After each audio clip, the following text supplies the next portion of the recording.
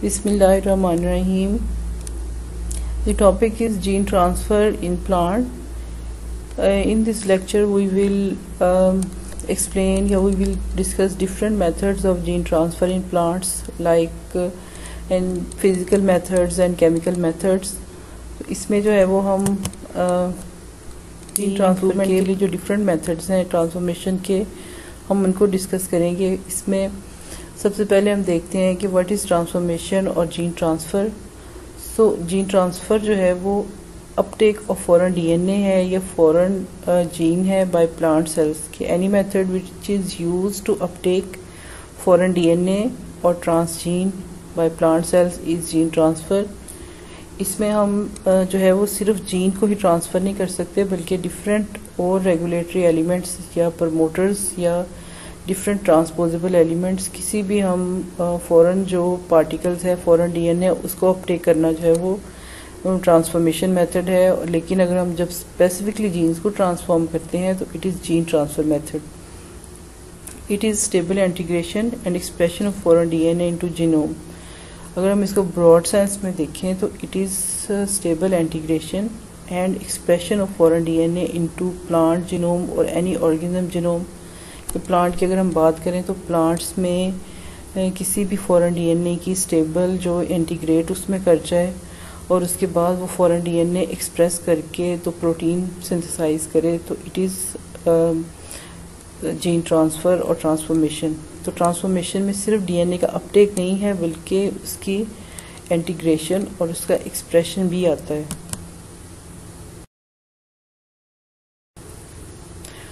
सो gene transformation के different methods हैं, जिसमें के दो मेथड जो हैं वो मोस्ट कॉमन है, जिसमें कि एक इनडायरेक्ट मेथड है जिसको बायोलॉजिकल मेथड भी कहते हैं। It is through agrobacterium mediated gene transfer.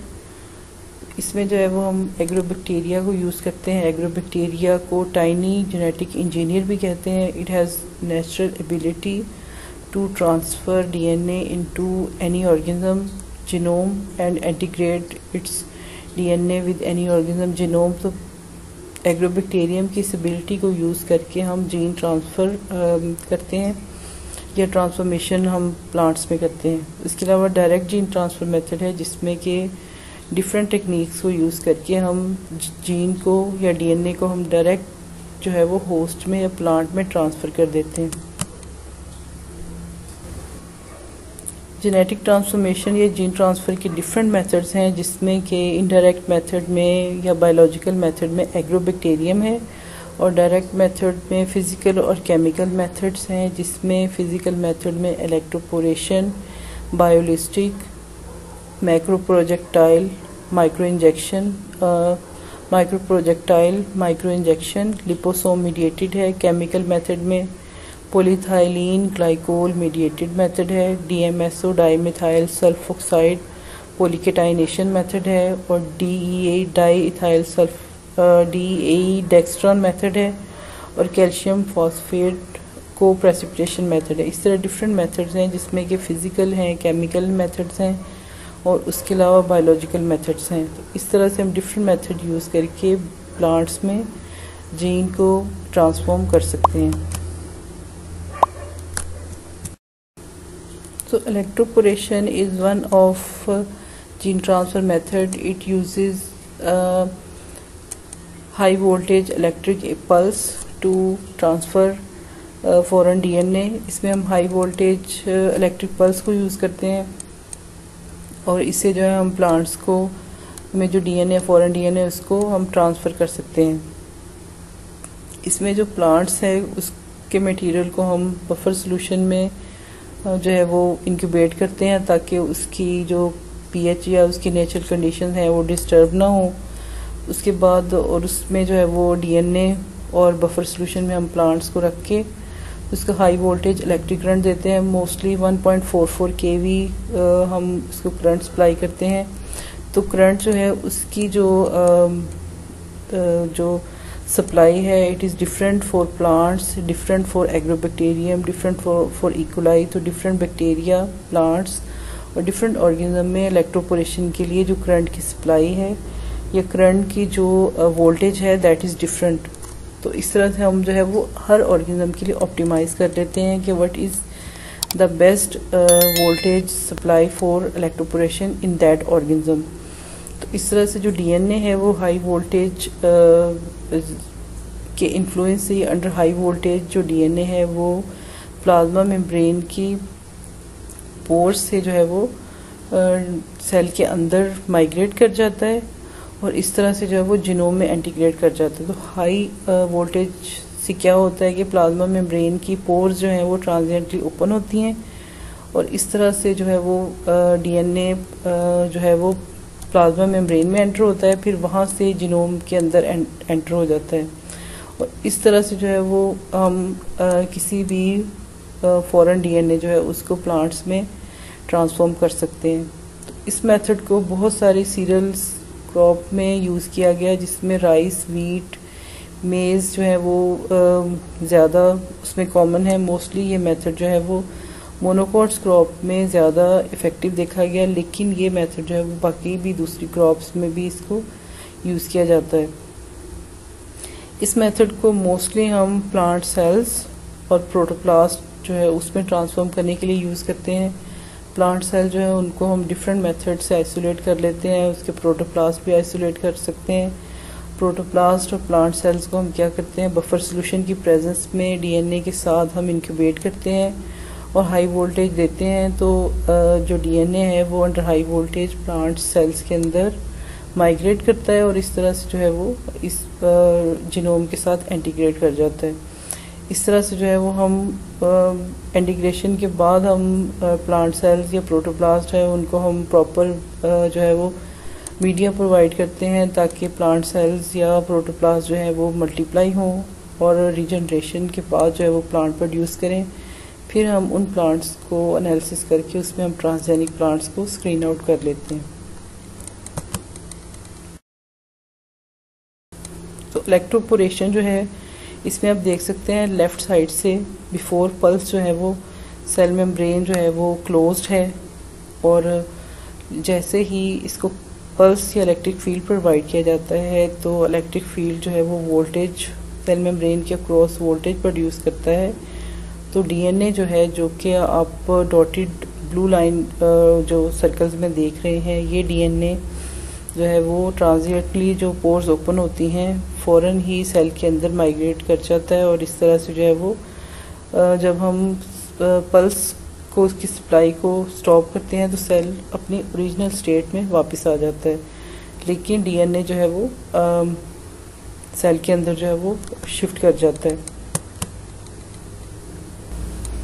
Electroporation जो है वो इसका एक ही एडवांटेज है कि it can be used to transform intact cells and tissues के इसको हम इंटेक्ट सेल्स और टिश्यू में ट्रांसफॉर्मेशन के लिए यूज़ कर देते हैं और इसकी जो एफिशिएंसी है वो डिपेंडेंट अपॉन प्लांट मटेरियल्स को, किस टाइप का प्लांट है। अगर हम प्रोटोप्लास्ट यूज़ करते हैं तो ये पॉसिबिलिटी है कि वो ज़्यादा इजीली जो है वो उसमें ट्रांसफॉर्मेशन हो जाए, लेकिन जिसमें हार्ड सेल वॉल है या हार्ड प्लांट्स हैं उसमें ट्रांसफॉर्मेशन की एफिशिएंसी जो है वो कम है। इसका डिसएडवांटेज जो है वो ये है कि 40 to 50% सेल्स हैं जो कि डीएनए को रिसीव करते हैं, जिसमें से 50% सेल्स जो है अबाउट 50% सेल जो है वो सरवाइव कर सकते हैं। तो इसका डिसएडवांटेज ये है कि एक तो सेल्स की डीएनए रिसीव करने की जो एबिलिटी है वो बहुत कम है, उसके अलावा जो ट्रांसफर्ड सेल्ड हैं they can survive to about 50%।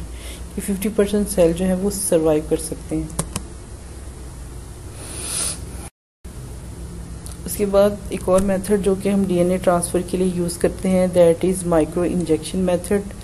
Micro injection method जो है इसके नेम से ही आप देख सकते हैं कि माइक्रो मीन्स के माइक्रो साइज़ का जो इंजेक्शन है जिसको हम डायरेक्ट डीएनए को न्यूक्लियस में जो है वो इंजेक्ट करते हैं। इसके लिए जो है वो डीएनए को प्लांट प्रोटोप्लास्ट या सेल में फाइन टिप्ड जो पाइपेट है जिसका कि डायमीटर 0.5 to 10 माइक्रोमीटर है, उसको यूज़ करके हम डीएनए को प्रोटोप्लास्ट में इंजेक्ट करते हैं। प्रोटोप्लास्ट जो है उसको एगरोस के ऊपर हम इमोबलाइज कर देते हैं कि उसमें हम इसको जो इम्बेड कर देते हैं और इस तरह से माइक्रोपाइपेट जो है वो उसको अंडर सक्शन जो है माइक्रोपाइपेट से डीएनए को हम ट्रांसफ़र करते हैं। तो डीएनए जो है वो साइटोप्लाज्म या न्यूक्लियस में ट्रांसफ़र होता है और इस तरह से जो है वो प्लांट के सेल जो है उसमें इंटीग्रेट कर जाता है। इस मेथड की ट्रांसफॉर्मेशन एफिशिएंसी जो है वो 14 न्यूक्लियस में है। अगर न्यूक्लियस में माइक्रो इंजेक्शन से डीएनए को ट्रांसफ़र करें और साइटोप्लाज्म में 6% है। और इसके जो रिपोर्टेड ट्रांसफॉर्मेशंस हैं जो कि सक्सेसफुल ट्रांसफॉर्मेशन हैं वो टोबैको, अल्फ़ा और ब्रासिका की डिफरेंट स्पीशीज़ में इसकी देखी गई। और इसमें जो ट्रांसफॉर्मेशन एफिशिएंसी है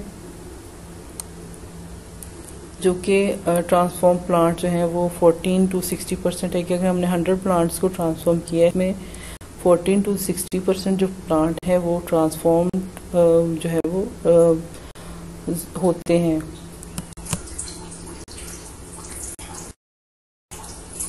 अब माइक्रो इंजेक्शन का लेकिन ये एक डिसएडवांटेज है कि it is extremely slow process. हमें एक सेल में डीएनए का ट्रांसफ़र या एक प्रोटोप्लाज्म में डीएनए का जो ट्रांसफ़र है या उसको इंजेक्ट करना बहुत लेबोरियस और एक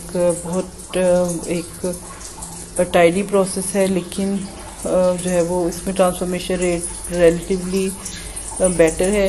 और दूसरी जो इसकी डिसएडवांटेज ये है कि इट रिक्वायर्स एक्सपेंसिव सेटअप। इसका एक सेटअप बहुत एक्सपेंसिव है। इसके लिए जो है वो जो माइक्रो नीडल है या माइक्रो इंजेक्शन है और जो बाकी सारा सिस्टम है वैक्यूम सिस्टम है, ये सब चीज़ें जो है ये बहुत एक्सपेंसिव हैं।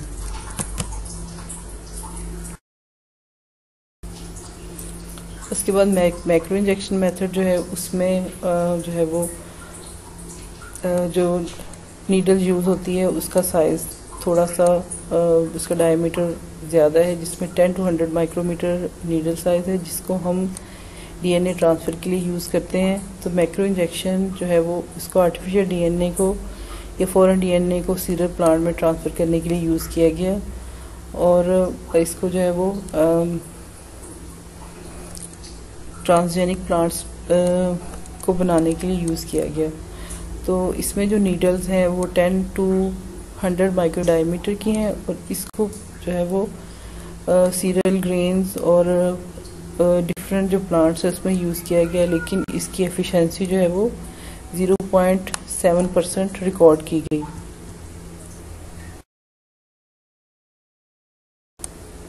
मैक्रो इंजेक्शन का मेथड जो है इसके भी कुछ एडवांटेजेस और डिसएडवांटेजेस हैं, जिसमें इसका एक एडवांटेज ये है कि इस टेक्निक में प्रोटोप्लास्ट की रिक्वायरमेंट नहीं होती। प्रोटोप्लास्ट आइसोलेशन भी एक लेबोरियस प्रोसेस है, तो इसमें जो है वो प्रोटोप्लास्ट आइसोलेशन रिक्वायर्ड नहीं होती।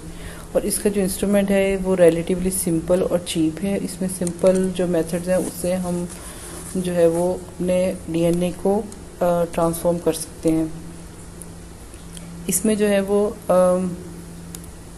हम सीरियल्स में इजीली जो है वो जीन को ट्रांसफॉर्म कर सकते हैं, जिसमें कि रीजनरेशन जो है वो बहुत कल्चर सेल में इजी नहीं होती। तो इसमें जो है वो मोस्टली इसको सीरियल में ही इसको यूज़ किया जाता है और ये टेक्निक रिलेटिवली सिंपल है, लेकिन इसका एक ये जो लिमिटेशन या डिसएडवांटेज ये है कि एक तो ये लेस स्पेसिफिक है, ये लेस एफिशिएंट है, इसकी एफिशिएंसी कम है और इसकी ट्रांसफॉर्मेशन की जो फ्रीक्वेंसी है वो 0.7% है कि इसकी ट्रांसफॉर्मेशन एफिशिएंसी लो होने की वजह से ये बहुत ज़्यादा यूज़फुल मेथड नहीं है। इसके बाद बायोलिस्टिक मेथड जो है ये भी लैब्स में बहुत कॉमनली यूज़ किया जाता है। बायोलिस्टिक मेथड जो है वो सबसे पहले क्लेन और सैनफोर्ड ने 1987 में यूज़ किया। इस मेथड को biolistic method, gene gun method, particle bombardment method, particle gun method या माइक्रो प्रोजेक्टाइल मेथड, ये सब इसके डिफरेंट नेम्स हैं जिनसे कि बायोलिस्टिक मेथड या जो कि जीन ट्रांसफ़र की जाती है। तो बायोलिस्टिक गन जो है वो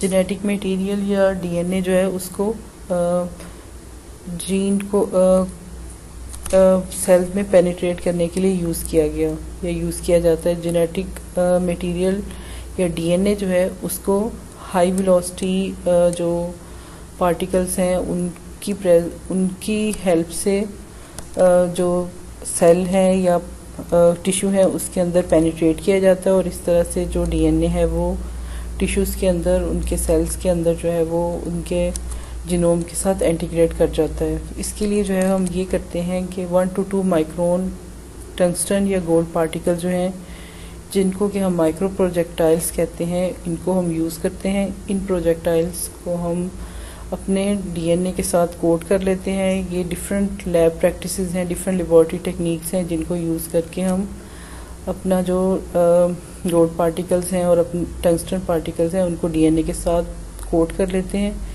अब इस डीएनए को हम हाई वेलोसिटी या हाई एक्सेलरेशन के साथ जो है वो प्लांट सेल्स में ट्रांसफ़र करते हैं अंडर हाई प्रेशर या अंडर हाई वैक्यूम, और इस तरह से ये जो डीएनए है या जेनेटिक मटेरियल है जो कि गोल्ड पार्टिकल्स पे कोटेड है, ये प्लांट्स के अंदर ट्रांसफॉर्म हो जाता है, वैसे जो है वो इसके जीनोम के साथ इंटीग्रेट कर जाता है।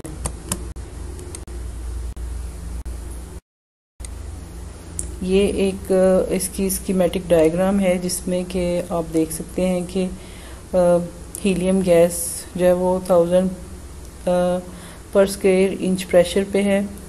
इसमें जो है वो गैस सिलेंडर है और उसके अलावा जो आप देख सकते हैं कि रप्चर डिस्क है। रप्चर डिस्क जो है वो उसके साथ जो है वो प्लास्टिक माइक्रो कैरियर्स हैं जिसके ऊपर डीएनए कोटेड जो गोल्ड पार्टिकल्स हैं वो लगे हुए हैं, जो एरोस के बिल्कुल ऊपर।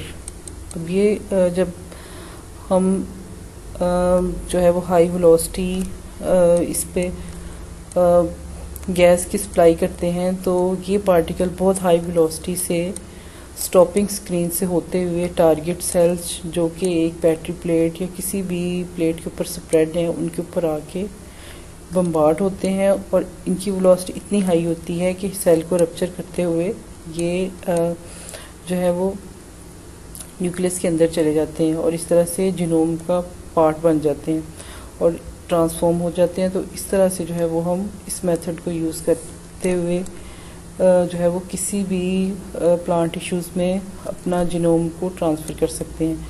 ये सबसे जो नीचे आप देख सकते हैं सर्कल्स हैं, दीज आर टारगेट सेल्स या टिश्यूज़। ये लीफ भी हो सकते हैं, ये रूट्स हो सकती हैं, ये कैलस हो सकती है, कोई भी टारगेट सेल्स या टिश्यू हो सकता है एक्सप्लांट। उसके बाद हम इन प्लांट्स को, इनसे हम एक्सप्रेशन स्टडीज़ देख लेते हैं, हम इनसे ट्रांजिट एक्सप्रेशन स्टडीज़ भी कर लेते हैं। हम इनको कैलस प्रोड्यूस करके तो हम इनसे जो है वो अपना स्टेबल एक्सप्रेशन से हम जो है वो ट्रांसजेनिक प्लांट्स भी प्रोड्यूस कर सकते हैं। इस तरह से जो है वो ये मेथड ट्रांजिएंट और स्टेबल एक्सप्रेशन दोनों के लिए यूज़ किया जाता है। इसमें आप देख सकते हैं कि हमने अगर प्रोटोप्लास्ट फॉर एग्जांपल यूज़ करना है तो सबसे पहले हम प्रोटोप्लास्ट आइसोलेट करते हैं। प्रोटोप्लास्ट आइसोलेशन के बाद हम क्या करते हैं कि गोल्ड या टंगस्टन पार्टिकल जो हैं इसके ऊपर जो है वो डीएनए की कोटिंग है। अब डीएनए की कोटिंग के बाद हम पार्टिकल गन से हम इन डीएनए के पार्टिकल्स को बहुत हाई वेलोसिटी से जो प्लांट टिश्यूज़ हैं उनके ऊपर बम्बार्ड करवाते हैं और ये प्लांट टिश्यूज़ के अंदर पेनिट्रेट कर जाते हैं। उसके बाद जो है ये प्लांट के जीनोम का पार्ट बन जाते हैं। फिर हम ट्रांसफॉर्मेशन और रीजनरेशन के बाद जो है वो एक्लेमेटाइज करवा के तो हम इनका जो है वो स्क्रीनिंग कर लेते हैं कि ये वाकई ही ये ट्रांसजेनिक प्लांट्स हैं या नहीं, या जीन ट्रांसफ़र हुआ है या नहीं।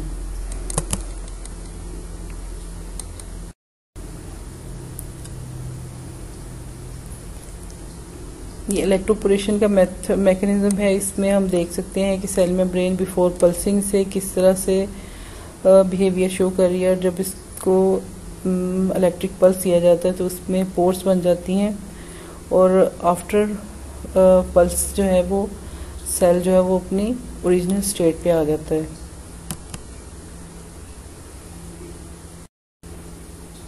ये ट्रांजिएंट गस ऐसे की डायग्राम्स हैं या ये पिक्चर्स हैं, ये मेरे पीएचडी थीसिस में से हैं।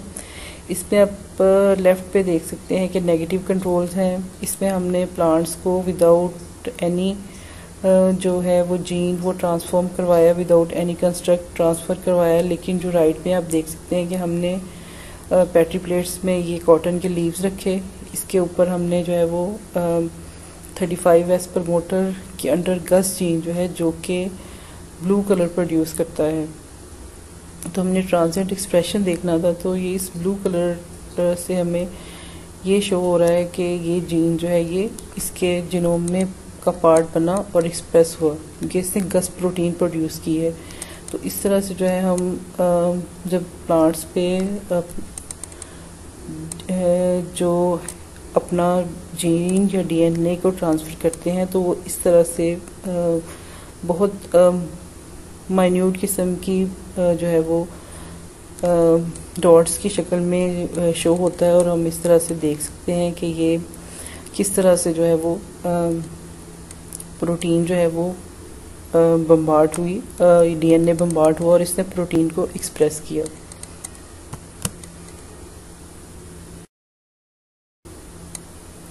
इस मेथड का एडवांटेज ये है कि ये तमाम प्लांट स्पीशीज़ में ट्रांसफॉर्मेशन के लिए यूज़ हो सकता है। हम प्लांट्स की बहुत थिन कटिंग्स ले सकते हैं, हम उसके लिए कैलस ले सकते हैं, हम लीव्स ले सकते हैं, हम फाइबर, हम रूट्स, कोई भी टिश्यू यूज़ करके हम उसमें ट्रांसफॉर्मेशन कर सकते हैं, और हम स्टेबल और ट्रांजिएंट दोनों एक्सप्रेशन चेक कर सकते हैं।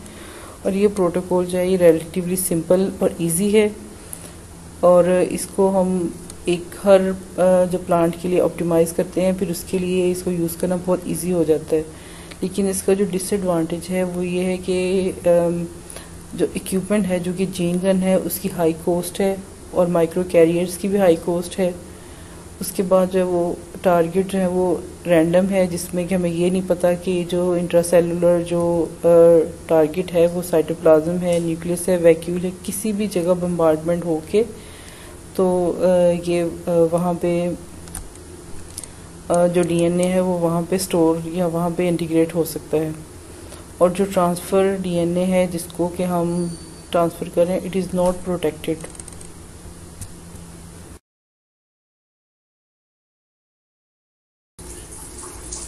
Liposome mediated gene transfer is another method of transformation in plants.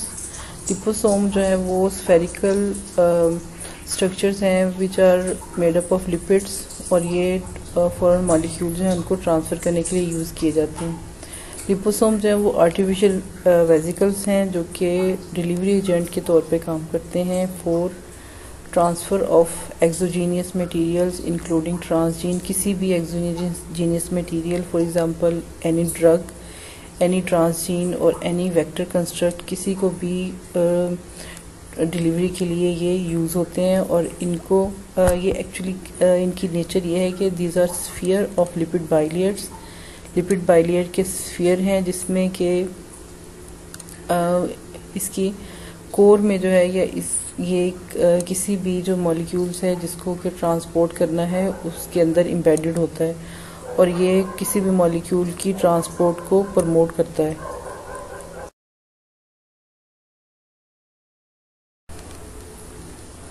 Because nucleic acids or DNA is negatively charged, so cationic lipids or lipids having positively charged are used to transfer nucleic acids और DNA।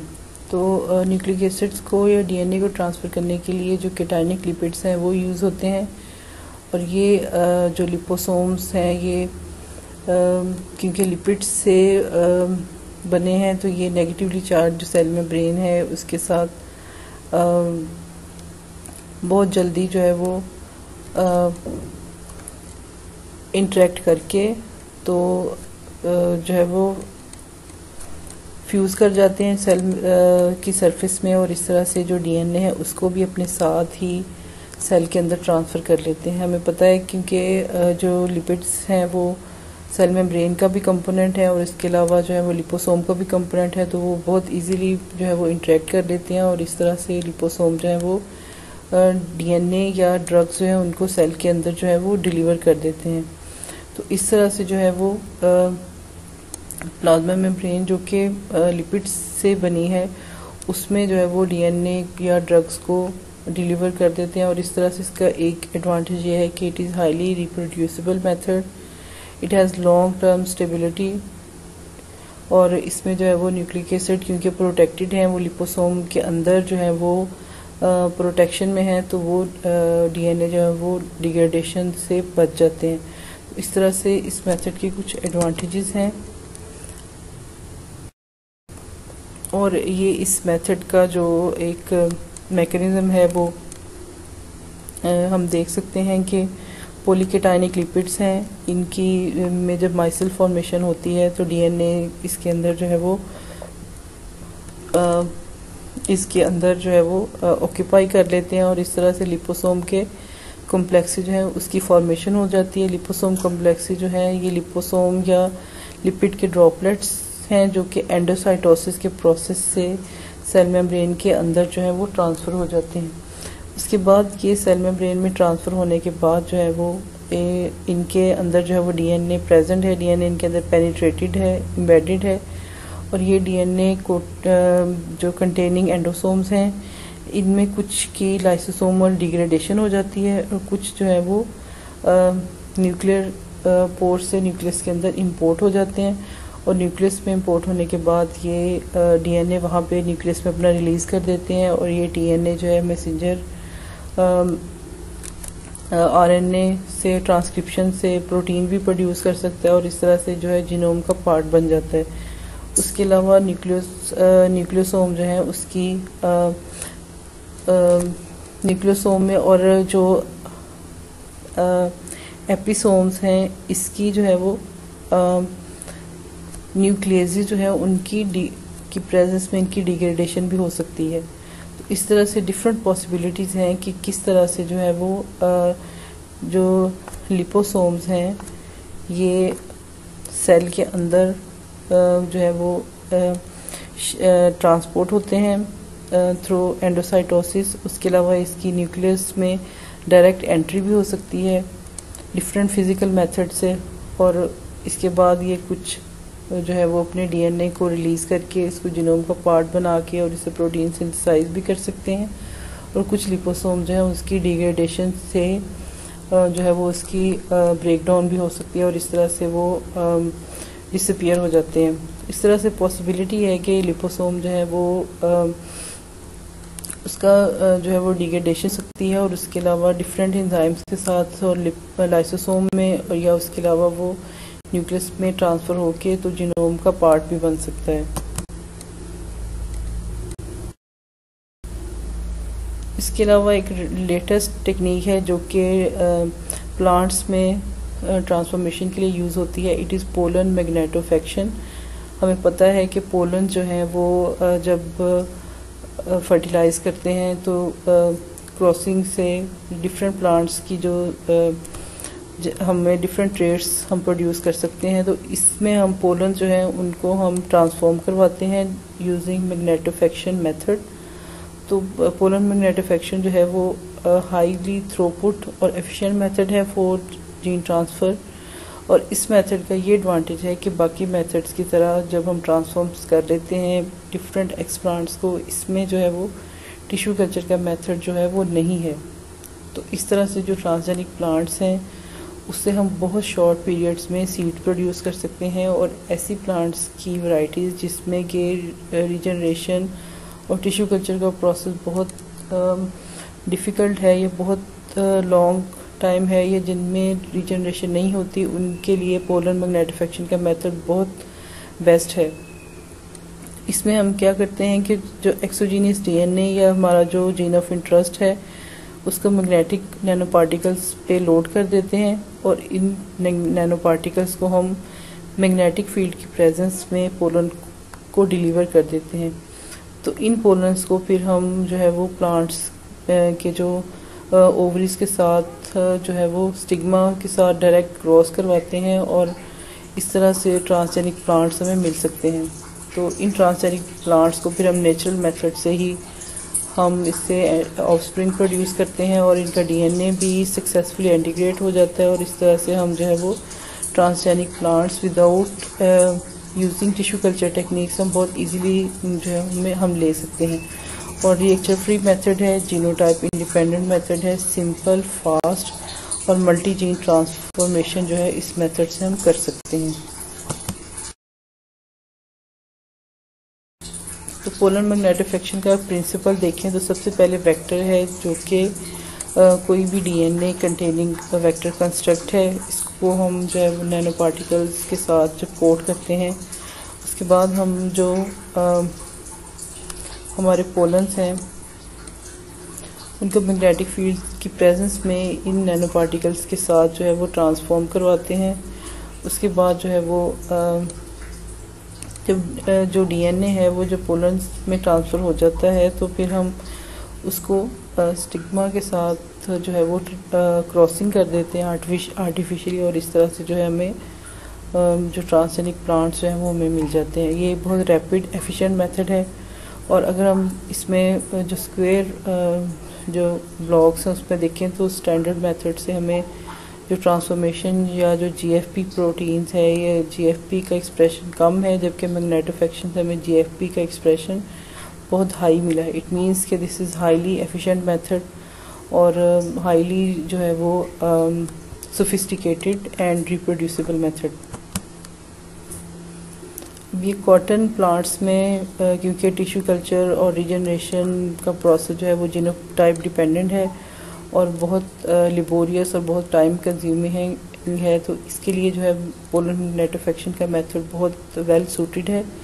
इसके step 1 में हम जो है वो magnetic nano particles को prepare करते हैं जो कि पॉजिटिवली चार्ज हैं, और इन नैनो पार्टिकल्स के साथ नेगेटिवली चार्ज डीएनए को कोड कर देते हैं और एक कॉम्प्लेक्स बनाते हैं जो कि मैग्नेटिक नैनो पार्टिकल्स और डीएनए का कॉम्प्लेक्स है।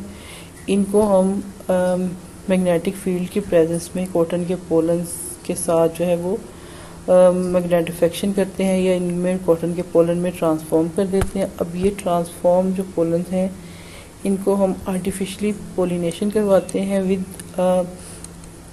कॉटन स्टिग्मा, और इस तरह से जो ये पोलन है ये कॉटन के प्लांट्स के अंदर जो है वो शिफ्ट हो जाते हैं, और इस तरह से फर्टिलाइजेशन के बाद जो हमें ट्रांसफॉर्म सीड है और हम स्क्रीनिंग से हम जो ट्रांसजेनिक कॉटन मिलती है उससे हम स्क्रीनिंग करके तो हम उससे डिज़ायर्ड प्लांट्स हासिल कर सकते हैं।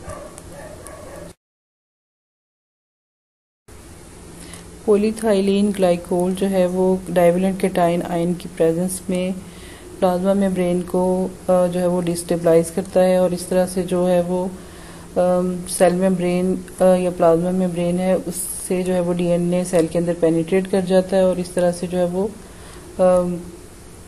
न्यूक्लियस में एंटर होके तो ये उस जीनोम का पार्ट बन जाता है। तो पॉलीथाइलीन ग्लाइकोल जो है उसको हम जो है वो पैक 4000 जो है वो उसको हम यूज़ करते हैं 40% सोल्यूशन, और इसमें हम क्या करते हैं कि सबसे पहले जो प्रोटोप्लास्ट है उसको हम एक ट्यूब में लेते हैं जिसमें हम 40% पैक सोल्यूशन मैनिटोल और कैल्शियम नाइट्रेट, ये इसकी ऑस्मोलैरिटी और इसकी ऑस्मोटिक कंडीशंस को मेंटेन रखने के लिए मैनिटोल को यूज़ करते हैं, और कैल्शियम जो है उसको एक डाइवेलेंट कैटायन के तौर पे यूज़ करते हैं। इस तरह से इनकी प्रेजेंस में जो है वो जो प्लांट्स हैं या प्रोटोप्लास्ट है उसकी सेल मेम्ब्रेन जो है वो कुछ देर के लिए ओपन होती है, और इस तरह से जो है वो जितने अरसे कुछ देर के लिए इंक्यूबेशन के लिए जब सेल मेम्ब्रेन की जो पोर्स ओपन होती हैं तो डीएनए जो है वो प्रोटोप्लास्ट के अंदर एंटर हो जाता है और फिर न्यूक्लियस में एंटर होकर जीनोम का पार्ट बन जाता है। इस प्रोसेस में जो है वो हम प्रोटोप्लास्ट सस्पेंशन कल्चर को यूज़ करते हैं, तो उसके साथ कैल्शियम या मैग्नीशियम कोई भी हम डाइवेलेंट कैटायन यूज़ करते हैं। उसके बाद हम जब इंक्यूबेट करते हैं तो हम 5 मिनट्स के लिए 45 डिग्री का हीट शॉक ट्रीटमेंट देते हैं ताकि जो है वो ट्रांसफॉर्मेशन का प्रोसेस जो है उसको इन्हांस किया जाए, और उसमें पैग को ऐड करते हैं जिसकी डिफरेंट एक्सपेरिमेंट्स में डिफरेंट कंसंट्रेशन है, डिफरेंट क्रॉप्स में डिफरेंट प्लांट्स में डिफरेंट कंसंट्रेशंस ऑप्टिमाइज्ड हैं, और इस तरह से जो है वो हम अपना जो भी जेनेटिक मटेरियल या अपना डीएनए है उसको ट्रांसफॉर्म कर देते हैं। तो इस तरह से हम डिफरेंट मेथड यूज़ करके प्लांट्स में अपना जीन ऑफ इंटरेस्ट या कोई भी फ्रेगमेंट ऑफ डीएनए जो है हम उसको ट्रांसफ़र कर देते हैं।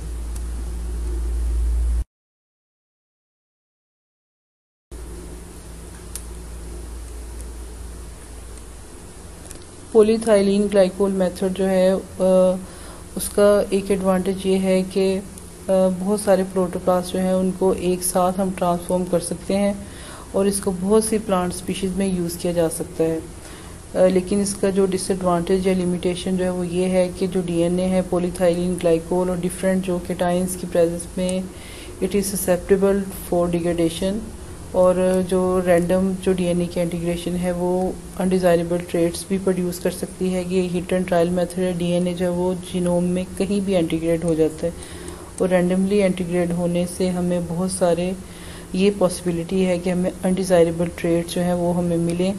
तो उसके अलावा जो है वो प्लांट्स का बहुत सारे प्लांट जो है उनमें प्रोटोप्लास्ट आइसोलेशन और प्रोटोप्लास्ट से जो प्लांट रीजनरेशन है बहुत डिफ़िकल्ट टास्क है।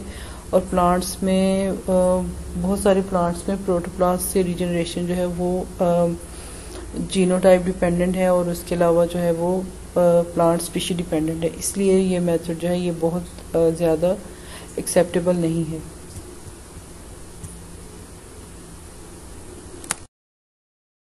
जो मैंने डिफरेंट बुक्स और लेटेस्ट आर्टिकल से लिए हैं तो इनको यूज़ करके तो मैंने ये लेक्चर को प्रिपेयर किया है।